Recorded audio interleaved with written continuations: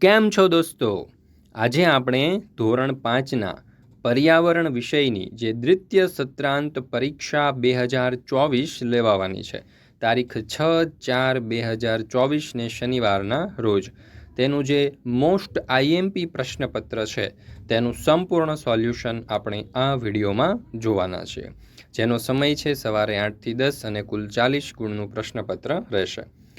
મિત્રો, આપણી આ ચેનલ ઉપર ધોરણ 5ના બધા જ વિષયના દ્વિતીય સત્રાંત પરીક્ષા 2024ના સંપૂર્ણ સોલ્યુશનના વિડીયો અને પીડીએફ બંને મુકાઈ ચૂક્યા છે. તો આ પીડીએફનો અભ્યાસ કરવા માટેની લિંક તમને નીચે ડિસ્ક્રિપ્શન બોક્સની અંદર આપેલી છે. જરૂરથી તેનો અભ્યાસ કરી લેજો. સાથે સાથે આપણા વોટ્સઅપ ગ્રુપમાં પણ જરૂરથી જોડાઈ જજો, જેથી કરીને આવનારા તમામ વિડીયો અને પીડીએફની લિંક, એટલે કે દ્વિતીય સત્રાંત પરીક્ષાના બધા જ વિડીયો અને પીડીએફની લિંક તમને નિયમિત રીતે પ્રાપ્ત થતી રહે. ચાલો તો શરૂ કરીએ ધોરણ 5ના પર્યાવરણ વિષયના દ્વિતીય સત્રાંત પરીક્ષા 2024નું સંપૂર્ણ સોલ્યુશન. પ્રશ્ન નંબર 1. નીચેનામાંથી સાચો વિકલ્પ શોધીને લખો, જેના કુલ 4 માર્ક છે. પહેલો સવાલ, આપણે નાક વાટે હવા અંદર લઈએ તેને શું કહેવાય? તો જવાબ આવશે વિકલ્પ બી, શ્વાસ. બીજું, ગરમ વસ્તુ પર ફૂંક મારતા વસ્તુ પર શી અસર થાય છે? તો જવાબ આવશે વિકલ્પ એ, ઠંડી પડે છે.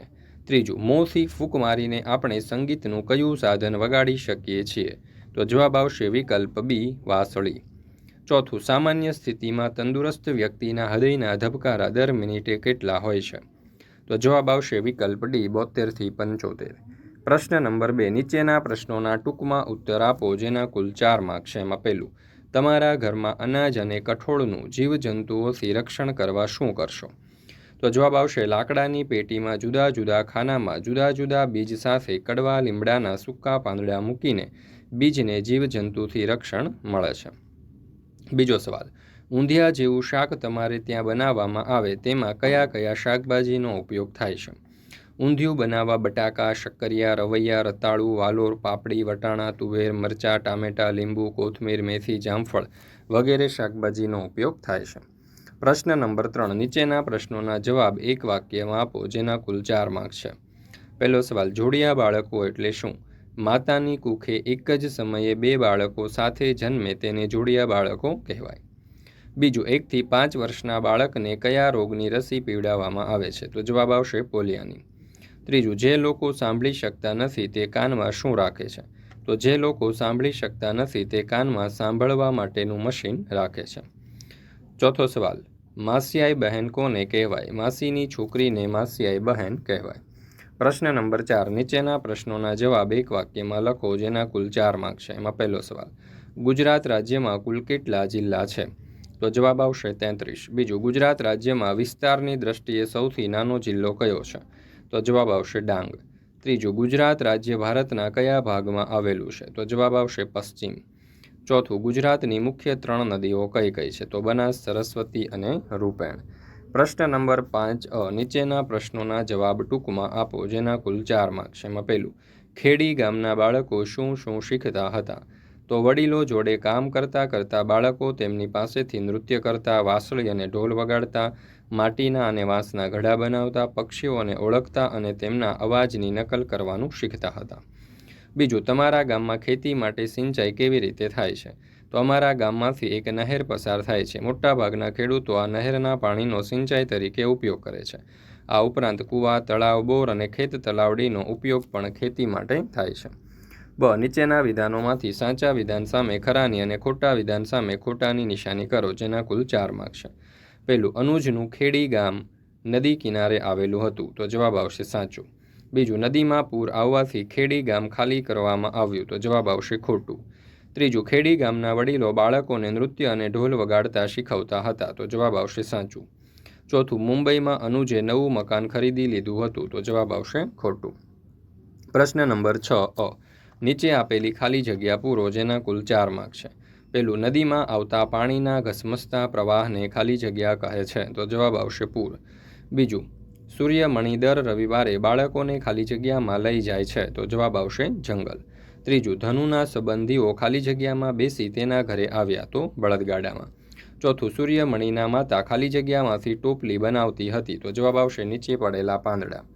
મિત્રો, ધોરણ 3થી 8ની દ્વિતીય સત્રાંત પરીક્ષા 2024 માટે આપણે મોસ્ટ આઈએમપી પ્રશ્નપત્ર અને અસાઇનમેન્ટ તૈયાર કરેલા છે, એ પણ બ્લુ પ્રિન્ટના આધારે. આ અસાઇનમેન્ટ અને આ પ્રશ્નપત્રની અંદર આપણે મોસ્ટ આઈએમપી પ્રશ્ન મૂકેલા છે અને સાથે તેમના જવાબો પણ આપેલા છે, જેથી કરીને દરેક બાળકો ખૂબ જ સારી રીતે અભ્યાસ કરી શકે અને આ દ્વિતીય સત્રાંત પરીક્ષામાં સારા ગુણ પ્રાપ્ત કરી શકે. આ દરેક પ્રશ્નપત્ર અને અસાઇનમેન્ટ રેડી ટુ પ્રિન્ટ ફોર્મની અંદર તમને મળવાના છે, એટલે કે સીધી જ તમે એનો ઉપયોગ કરી શકશો ફટાફટ ઝેરોક્સ કરાવીને. આ સમગ્ર સોલ્યુશનની PDF વોટ્સઅપ પર જો તમારે જોઈતી હોય તો નંબર આપણને આપેલો છે, નંબર ઉપર કોન્ટેક્ટ કરી સંપર્ક કરી અને આ સમગ્ર સોલ્યુશનની PDF વોટ્સઅપ પર મેળવી શકો છો. તો દરેક મિત્રોએ આ જે સોલ્યુશન છે તે વોટ્સઅપ પર PDF સ્વરૂપે જરૂરથી મેળવી લેવું અને તેનો અભ્યાસ કરી લેવો, જેથી કરીને દ્વિતીય સત્રાંત પરીક્ષામાં તમે સારામાં સારા ગુણ પ્રાપ્ત કરી શકો અને સારામાં સારી મહેનત કરી અને સારામાં સારો અભ્યાસ કરી શકો. નીચે આપેલા પ્રશ્નોના જવાબ સવિસ્તારથી લખો, જેના કુલ 4 માર્ક છે. પેલું, જંગલો બચાવવા શું કરી શકાય? વિસ્તારથી લખો. તો જંગલો બચાવવા આ પ્રમાણેના ઉપાયો યોજી શકાય. પેલું, જંગલમાં કાપવામાં આવેલા વૃક્ષોની જગ્યાએ નવા વૃક્ષો વાવવા. બીજું, એક જ પ્રકારના થોડા વૃક્ષો કાપવા અને થોડા રહેવા દેવા. આમ કરવાથી તે વૃક્ષો ફરીથી તે જગ્યાએ ઉગાડી શકાય. ત્રીજું, લાકડા માટે જંગલનો એક આખો પટ્ટો કાપવાની જગ્યાએ થોડા થોડા અંતરાલે થોડા થોડા વૃક્ષો કાપવા અને સતત નવા વૃક્ષો વાવતા જવું. જંગલમાં લાગતી આગને નિયંત્રિત કરવી. પાંચમું, લાકડાનો ઉપયોગ ઘટાડવો. છઠ્ઠું, પર્યટનના માધ્યમથી લોકોમાં જંગલો પ્રત્યેની સભાનતા કેળવવી. સાતમું, સરકાર દ્વારા વન સંરક્ષણના નિયમો બનાવી તેનું કડક અમલીકરણ કરાવવું. પ્રશ્ન નંબર 7 બંધ બેસતા જોડકા જોડો, જેના કુલ 4 માર્ક છે. પહેલું, ગુજરાતનો સૌથી ઊંચો પર્વત, તો જવાબ આવશે વિકલ્પ ડી ગિરનાર. બીજું, ગુજરાતની સૌથી મોટી નદી, તો જવાબ આવશે વિકલ્પ સી નર્મદા. કચ્છનો ડુંગર, તો જવાબ આવશે વિકલ્પ એ ભુજિયો ડુંગર. અને સૌરાષ્ટ્રનો ડુંગર, તો જવાબ આવશે વિકલ્પ બી શેત્રુંજો ડુંગર. ત્યાર પછી છે પ્રશ્ન નંબર 7 નીચેના વિધાનોના કારણ આપો, જેના કુલ 4 માર્ક છે. પહેલું, જંગલો આપણે બચાવવા જોઈએ. તો જવાબ આવશે જંગલો આપણને ઘણી બધી રીતે ઉપયોગી છે. જંગલો સજીવોને જીવવા માટે આવશ્યક એવો ઓક્સિજન વાયુ પૂરો પાડે છે, ઘર બનાવવા માટે ઇમારતી લાકડું આપે છે, વરસાદ લાવવા માટે ઉપયોગી છે, જંગલો આપણને જરૂરી એવી ઔષધિઓ પૂરી પાડે છે, જંગલ દ્વારા આપણને મધ, ગુંદર, વાંસ, પડિયા, પતરાળા, ફળો, કાથો, કાગળ અને રબર વગેરે મળી રહે છે. આમ જંગલો આપણને ખૂબ જ ઉપયોગી હોવાથી જંગલો બચાવવા જોઈએ. બીજું, સાપુતારાને હવા ખાવાનું સ્થળ કહેવામાં આવે છે. તો સાપુતારા સમુદ્રથી લગભગ 1000 મીટરની ઊંચાઈ પર આવેલું છે. ઊંચાઈ પર આવેલ હોવાના લીધે અહીં વાતાવરણ ઠંડુ અને આહલાદક હોય છે. આથી સાપુતારાને હવા ખાવાનું સ્થળ કહેવામાં આવે છે.